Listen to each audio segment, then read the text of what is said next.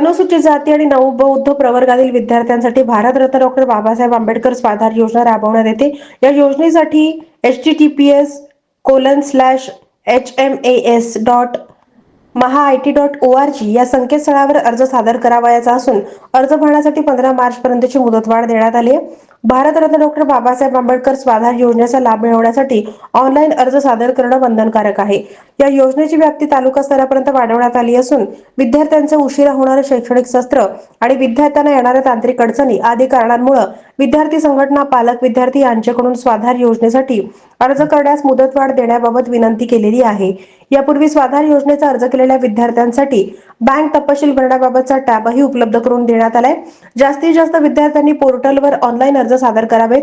यापूर्वी स्वाधार योजनेचा अर्ज केलेल्या विद्यार्थ्यांनी सदर पोर्टलवर लॉग इन करून आपला बँक तपशील भरावा असं आवाहन समाज कल्याण सहाय्यक आयुक्त सुलोचना सोनवणे यांनी केलंय.